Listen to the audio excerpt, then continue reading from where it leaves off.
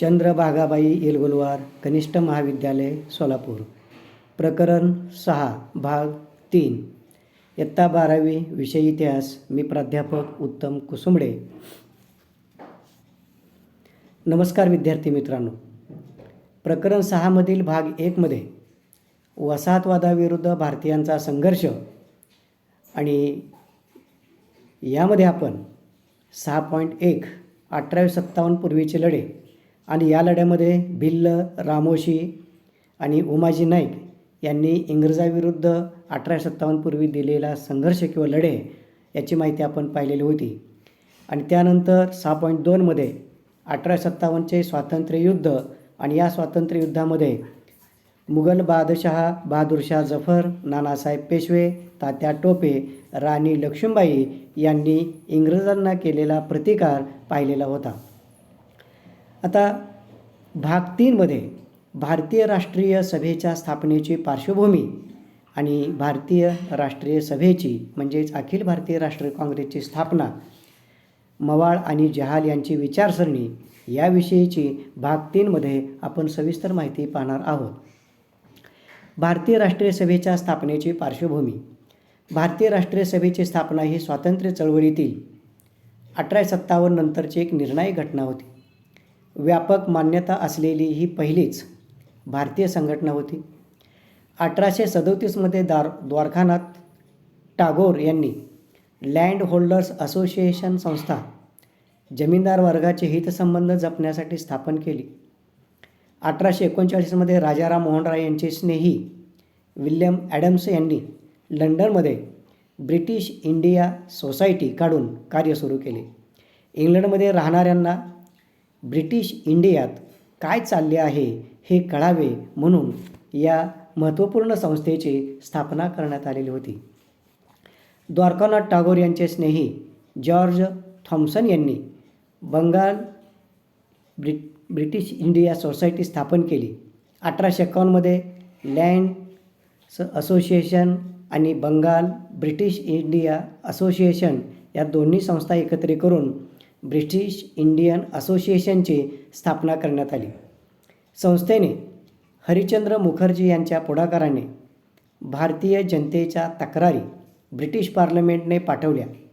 याच काळामध्ये मद्रास नेटिव्ह असोसिएशनने सुद्धा इंग्रजांच्या विरोधामध्ये सूर आवळायला सुरुवात केली. 1866 मध्ये दादाभाई नौरोजी यांनी उमेशचंद्र बॅनर्जी यांच्या मदतीने ईस्ट इंडिया असोसिएशन ही संस्था लंडन येथे सुरू करून जनजागृतीचे कार्य सुरू केले होते. बंगालमधील इंडिया लीग संस्थेने काम 1875 सालापासून सुरू झाले होते. पुढे सुरेंद्रनाथ बॅनर्जी यांनी इंडियन असोसिएशन ही संस्था स्थापन केली. बॅनर्जींनी समान राजकीय हितसंबंधाच्या अशा आकांक्षाच्या जाणीवाद्वारे भारतातील भिन्न वंशीय व भिन्न जातीच्या लोकांची एकी घडवून आणण्यासाठी ही संस्था प्रयत्न करील असे सांगितले. याच संस्थेने 1883 मध्ये कोलकाता येथे भारतातील विविध प्रांताच्या प्रतिनिधींची एक परिषद घेतली. 1884 मध्ये स्थापन झालेली मद्रास महाजन सभा ही एक महत्त्वाची संघटना होती. या सुमारास मुंबईमध्ये इंग्रजी विद्येचे आणि नवसुधारणेचे वारे वाहू लागले.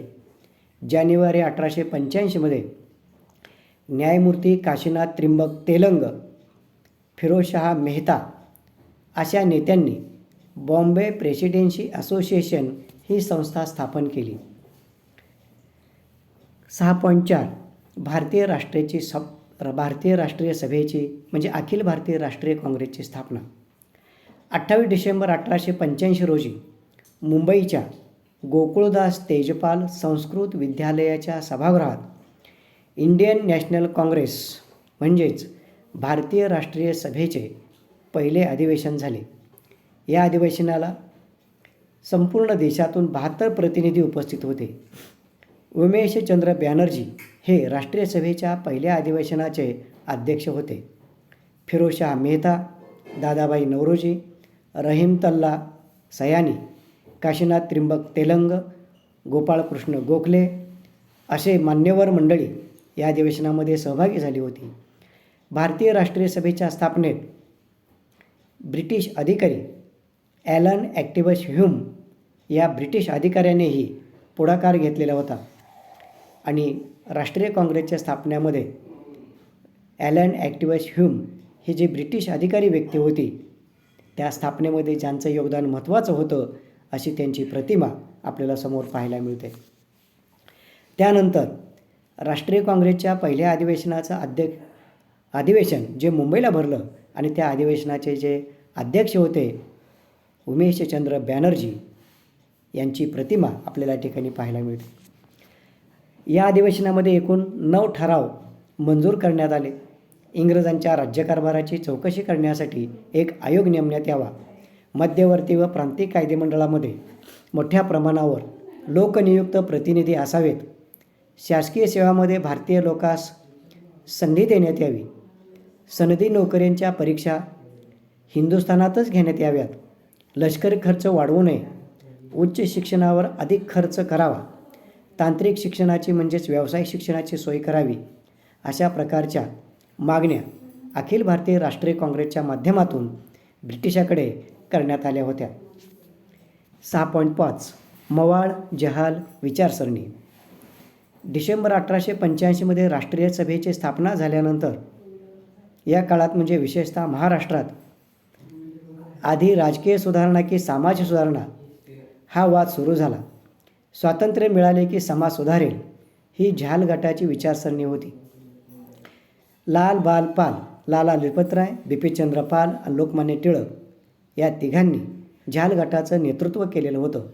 तर समाज सुधारल्याशिवाय स्वातंत्र्य अपूर्ण आहे अशी सरळ मवाळ गटाची जी विचारसरणी होती, समाज सुधारण्यासाठी ब्रिटिश सरकारची मदत घेण्यास हरकत नाही असे मवाळ गटाला वाटत असे.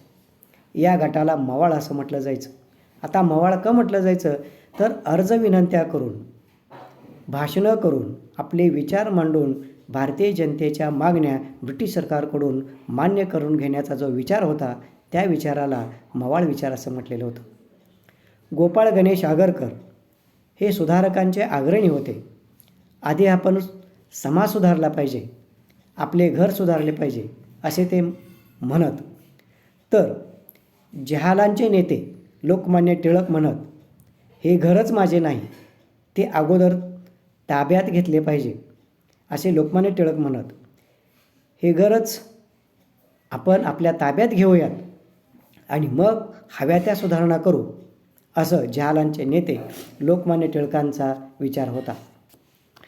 आता थोर समाजसुधारक गोपाळ गणेश आगरकर यांची प्रतिमा आपल्याला पाहायला मिळते की जे सुरुवातीच्या काळामध्ये लोकमान्य टिळकांच्या बरोबर काम करत होते. ते त्यांचे सहकारी होते, अगदी जवळचे मित्रही होते.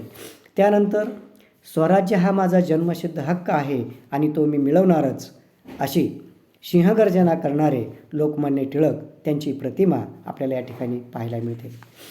फिरोजशहा मेहता, गोपाळकृष्ण गोखले हे मवाळांचे नेते होते.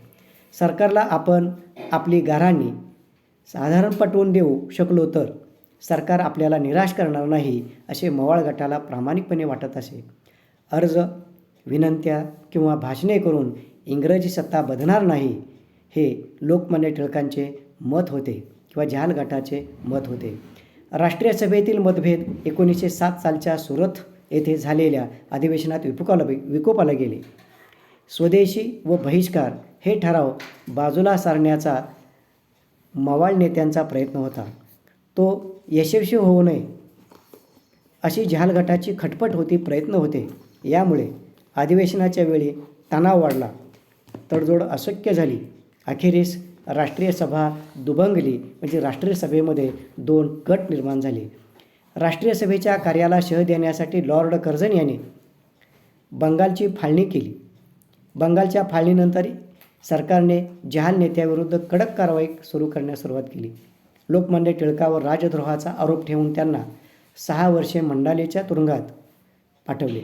बिपिनचंद्र पाल यांना कारावासाची शिक्षा ठोठावली तर लाला लजपतराय यांना हद्दपार केले. लोकमान्य टिळक 1914 मध्ये कारावासाची शिक्षा भोगून भारतात परत आले. त्यानंतर जहाल व मवाळ गटाची एकजूट होऊन ते 1916मध्ये काँग्रेसच्या लखनौ अधिवेशनामध्ये पुन्हा एकत्र आले. प्रतियोगी सहकारिता. पहिले महायुद्ध सुरू झाले 1914मध्ये. तेव्हा लोकमान्य टिळक मंडालेच्या तुरुंगातून सुटून आले होते. ब्रिटिश साम्राज्याविरुद्धच्या युद्धाच्या अडचणी सापडले होते. तेव्हा आपण स्वराज्याच्या दृष्टीने फायदा उठवला पाहिजे असा विचार लोकमान्य टिळकांनी मांडला होता. मुंबईचा गव्हर्नर वेलिंग्टन याने युद्ध सहाय्य मिळवण्यासाठी भारतीय नेत्यांची सभा बोलावली. तेव्हा स्वराज्य द्यायचे करत असाल तर युद्धाला सैनिक पुरवू असे लोकमान्य टिळकांनी स्पष्ट सांगितले. गव्हर्नरने विरोध करतीलच. लोकमान्य टिळक कोणाचीही पर्वा न करता तेथून तडक उठून गेले. टिळकांचे हे धोरण जे ब्रिटिशांच्या विरोधात होते ते धोरण प्रतियोगी सहकारिता म्हणून ओळखले जाते. तर अशा प्रकारे भारतीय राष्ट्रीय सभेच्या स्थापनेची पार्श्वभूमी, भारतीय राष्ट्रीय सभेची म्हणजे अखिल भारतीय राष्ट्रीय काँग्रेसची स्थापना आणि त्यानंतर जहालांची विचारसरणी, मवाळांची विचारसरणी हा भाग प्रकरण 6मधील भाग 3मध्ये पाहिला. तो आपण लक्ष देऊन समजून घेऊन ऐकावा. धन्यवाद.